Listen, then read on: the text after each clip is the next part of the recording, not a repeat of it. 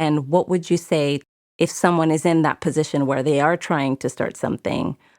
How do you not give up, or how do you create that sense of urgency where, let's say, you're in a position financially where you're okay and the business feels more like the risk? What would you say to someone who's in that position?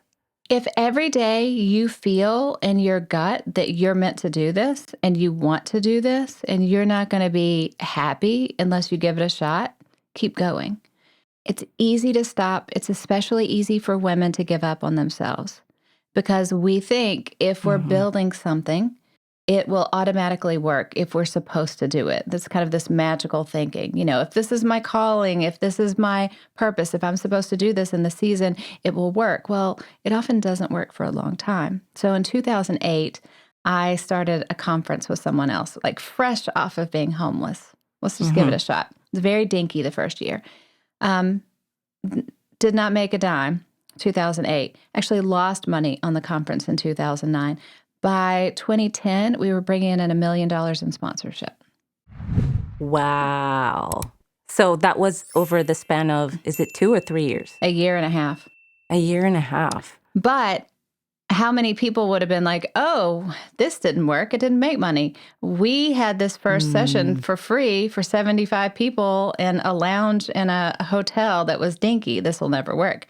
Second time losing a bunch of money, that's when most people are out. But sometimes things just have to take time. For people who go to college, who go to university, you're spending all of these years, you're going into debt to get a job, to work your way up through the ladder.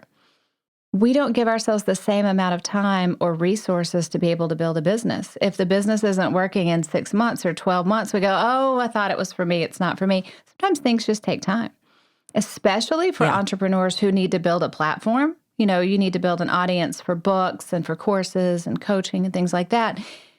If you don't give it time, you're never going to be able to make it. So I think adjusting expectations are really important. But one of the issues is women and men who have courses to teach people, sell your course and make 6 figures in 3 months. There's this, I went from living in my car to buying a Ferrari in a month, buy my course and learn my method.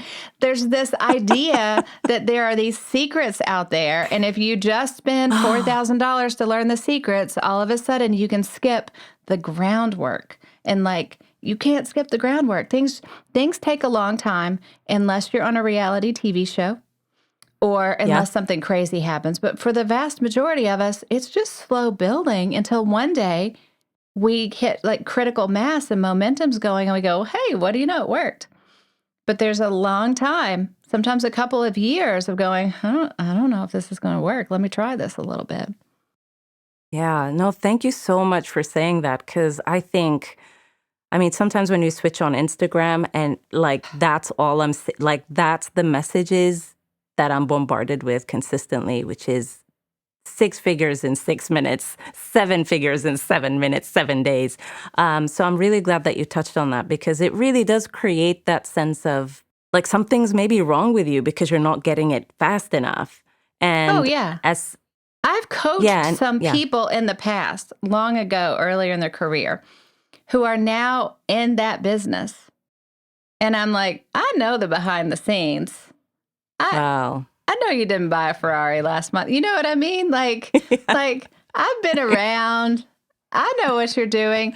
But unfortunately, it tends to be a pretty easy way to make money online by convincing people that you have the magic secret.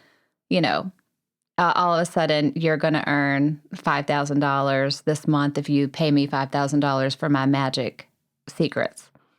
So it does. It plants the seeds in entrepreneurs that we're doing something wrong. We're not doing something wrong. It's just hard. It's fun, but it's hard.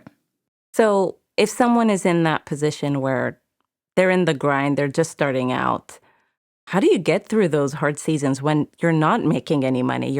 It seems like you're not making any traction, and the goal that you're trying to hit just seems so far away. What would you say to someone in that position? Well, I would also say, remember when you were a freshman in college and you weren't sure what your degree was going to be in, and graduation seemed so far away and you weren't sure exactly how it was going to work, but you wanted to get there.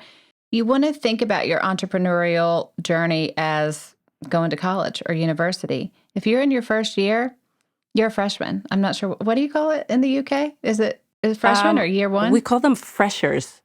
Freshers. Okay, that's Yeah. adorable. Okay. Yeah. So Well, that's that the was when phase I you're went to in. uni, like Yeah. 100 years ago. So it could be something different. Yeah. No, I get it. Yeah. You want to think that if you're in year one, you're just figuring stuff out. You should not necessarily be, rolling around in $100 bills. You're just figuring it out. You're honing your skills. You're figuring out what you want to say, what your message is, what your product is, what your service is. That's okay. Yeah. I first had the idea to write a book in January of 2006. Okay. I didn't know what I was going to say. And thank goodness I didn't have a big audience or platform in 2006, because I would have gotten a book deal, and who knows what kind of nonsense would have been in my book in 2006. It'd be terrible. I would have to be like, I can't believe I said those things. Forgive me. I was under the influence of something. Aliens had taken my brain. 10 Yeah. years to that month, in January of 2016, my first book came out. I was ready to write my first book 10 years Wow. later, but I knew 10 years before that Mm-hmm. that's what I wanted. And often I'll talk to young writers who say, I know I'm supposed to write a book. And I go, okay, great. Let's hone in your message. Let's work on your platform. Let's build your audience. Let's do that. And they go, oh, no. I just want to go ahead and write the book now. And I go, trust me, you want to go through the process of growth. You want to go through what this is going to do to you as a person, and what you're going to learn about yourself as you build. Give it time.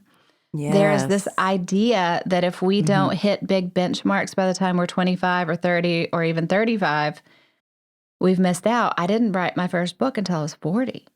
And I'm so glad. Now I'm about to release next year book number 5. So at 46. So I'm making up for lost time. Wow. But if we think that if we haven't hit this big goal by 25 or 27 or 30 and we go, oh, I've missed it. No. I mean, this is something that's a long-term plan.